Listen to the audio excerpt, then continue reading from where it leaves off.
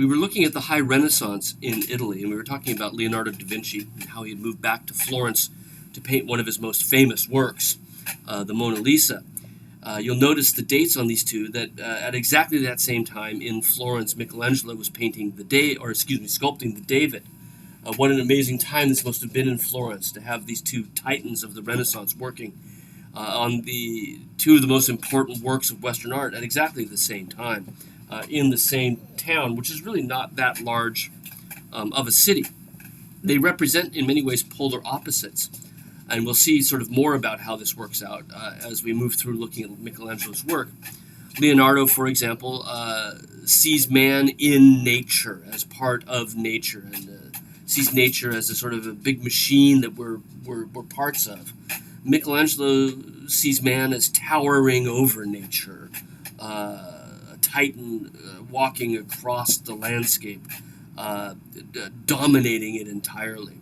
Leonardo sees himself entirely as a painter. Michelangelo sees himself primarily as a sculptor. He's a sculptor first and a painter second. Really, the two of them ended up being adamant proponents of what we called the paragone, that argument between sculptors and painters over whose medium was the best medium for an artist to pursue. And finally, of course, their temperaments were totally different. People paid to have Leonardo da Vinci around. That's why he wound up working for the King of France, was that he was so charming, told such great stories.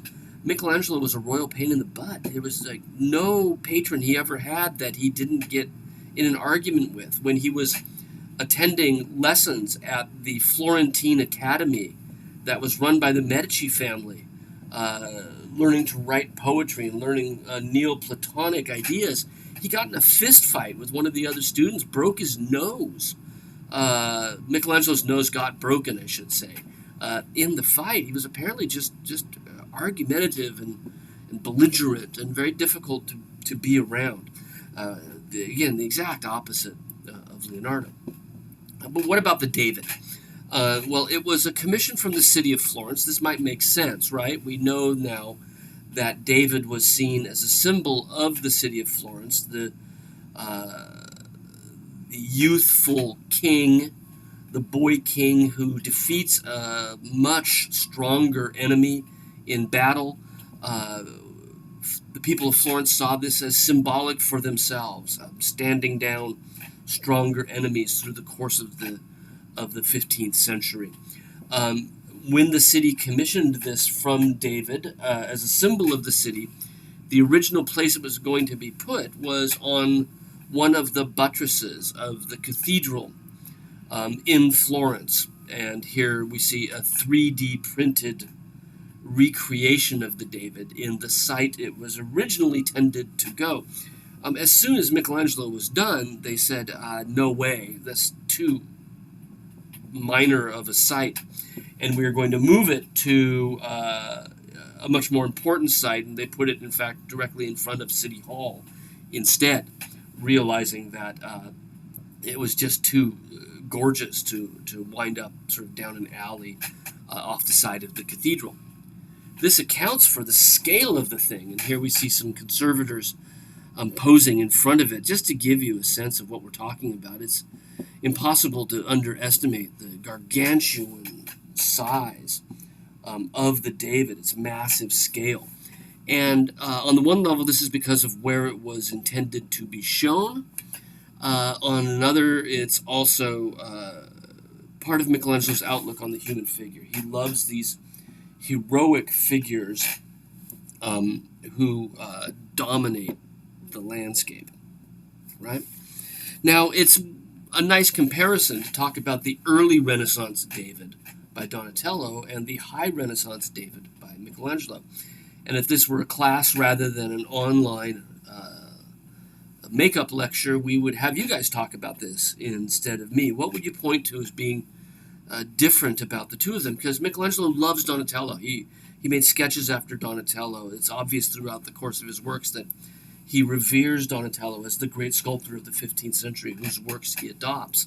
And you can see that the pose is that standard contrapposto pose, and in fact, in many ways, very, very close to to Donatello's. It's sort of like he's just moved the arms around a little bit. But if we talked about what's different, well, one of the things, quite obviously, that's different is the scale of this figure, right? This gives you a sense of how big Donatello's sculpture is by comparison. That's maybe even a little oversized, right? Donatello's is roughly 5 feet tall, 5.5 feet tall, and Michelangelo's David is over 13 feet tall. So it really is a huge scale difference, and that's one of the major differences between the two. Is we've gone from human to superhuman with Michelangelo, and that's typical of his works. Certainly, another thing that we would look at is the musculature is totally different. Both of them have based their studies of musculature on sort of a firm understanding of Greek and Roman examples. This is a high point of the Renaissance, is that rebirth of antiquity. But, Michelangelo's is totally ripped. Like this, the perfect male anatomy, every muscle taut, and at the same time not hard-edged, right? It really looks like musculature, and that he understands exactly what's going on underneath the skin. Whereas Donatello's, he wants to communicate that this is the boy king, and so he gives him very, very soft musculature, sort of a poochie tummy, and man boobs, and very, very soft muscles. And Michelangelo's, they may have soft contours between the muscle groups, but he's taut, he's muscled, he's never going to develop to be more muscular than this. Right down to the veins in his arms. At the same time, he kind of comes up with some inventive ways of making him look as if he's still a boy. Look at the size of his hands, for example. I always think that Michelangelo's David has puppy dog hands, like he's just a little kid, and he's going to grow to be even bigger than 13 feet 5 inches tall. Right? Even his head is a little oversized. That's probably because it was meant to be seen from below, and the perspective would have made his head seem more rational to the rest of his body, proportional to the rest of his body. But the hands are oversized, and that's to give him this sense of sort of growing into something bigger. It's not that he's going to grow into something more muscular. He's just going to grow into something larger still. The third thing we could look at is a major difference between the two. Over, of course, the medium. We've gone from bronze to marble, but let's, minor.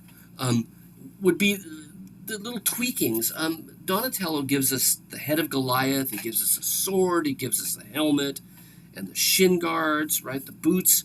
All of these things add to details to the narrative. This is a particular moment in the story. He's cut off Goliath's head. He's armed for battle. Michelangelo's removed all of that. He stripped it down to be nothing but the figure itself. He's got a sling, okay, he's draped over his shoulder, and he is, in fact, holding a rock in the relaxed contrapposto arm. But on the other hand, it's just the human figure.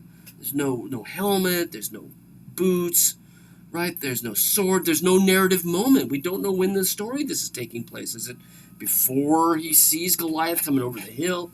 Has he already knocked him down and now he's got to figure out what to do about that head? Or what? We don't know, because Michelangelo doesn't want us to think about the story and the details of the story. He wants us to think about the human figure. The story is just sort of an excuse for this essay in perfect human form. Another thing Michelangelo loves to do is, in addition to sort of sculpting these superhuman figures with absolutely perfect anatomies, is he loves to make the inner soul reflect in the outer figure. And he does this usually through facial features that have a certain intensity of gaze, right? If we look at the face of David, you can see that the furrowed brow. Most people think he's kind of sizing up Goliath. He's seeing his enemy out there, and he's figuring out what he's got to do next, although Michelangelo doesn't tie this down for it. But there is a sort of inner intensity. In fact, when Michelangelo wrote about this, he talked about the terror of the human soul that he tried to capture, and he does this through the facial features. I think this also shows another point in which Michelangelo is totally in love with Donatello. The famous Saint Mark from Or San Michele that you saw on one of your worksheets is also has that same sort of intense inner spirit that comes through this sort of sharp intense gaze. So his David is really grabbing onto works in Florence that he had known and channeling them into something new and something sort of more extraordinary than anything that was accomplished in the 15th century. In 1505, he was summoned by the Pope. The Pope in Rome was Pope Julius II, and in the early part of the 16th century, Julius is assembling around him all of the greatest minds in all of Italy.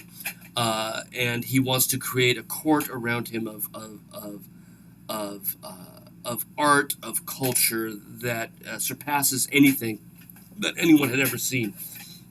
And in 1505, he sends a request. He's heard about Michelangelo, probably through the David.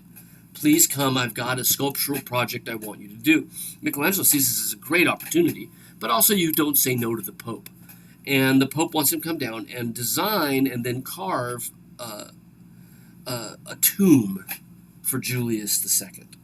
And this tomb is going to be huge. It's going to have over 30 life-sized figures on the tomb of Julius II. And Michelangelo begins by sketching out different designs for the tomb. On each of them, at the very top, is the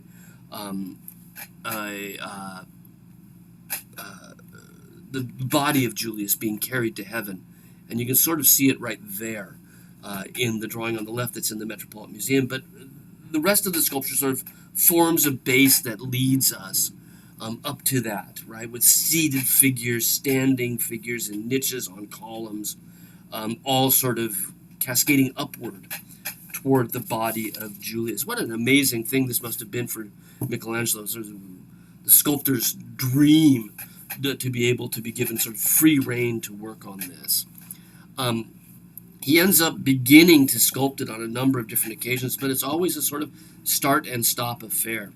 It's not completed during Julius's lifetime. It's only completed much later in Michelangelo's lifetime as he keeps coming back to it.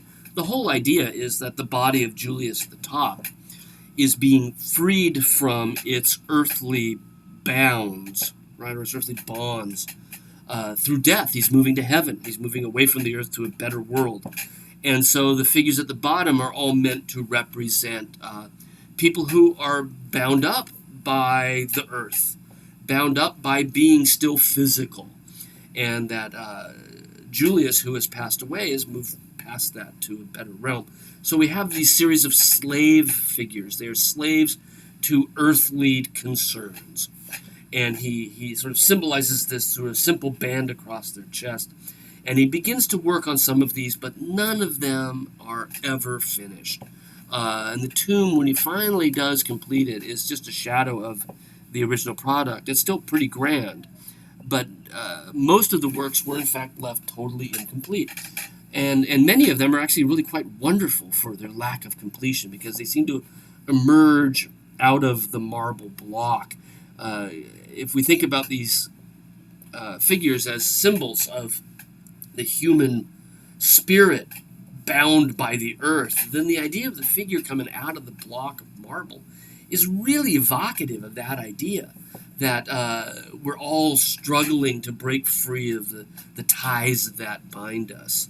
And for Michelangelo, this is, I think, also fits in with his training as a Neoplatonist, as someone who's very deeply affected by Neoplatonic thought, because the body is in fact bound by the earth, but also, we've seen this in so many other works of art, that an unfinished work of art allows you, the viewer, to complete it in your mind. And I think on a certain level, Michelangelo liked these things in their unfinished state, because he lives for a good 40 more years, almost 50 more years after this, never completes it. He must have found something about it to be quite nice in its unfinished state.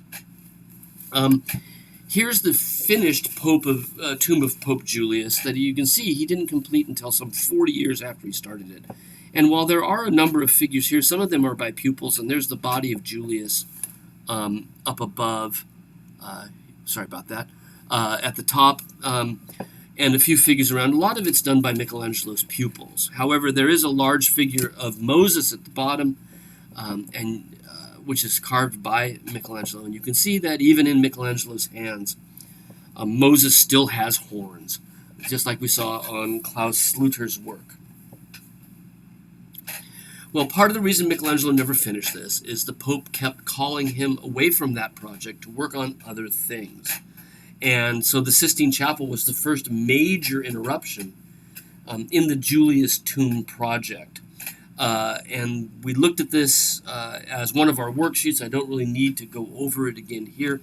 But it is important to remember, as we found out from the worksheet, that a great number of the ideas that Michelangelo had for Julius's tomb appear here now in paint.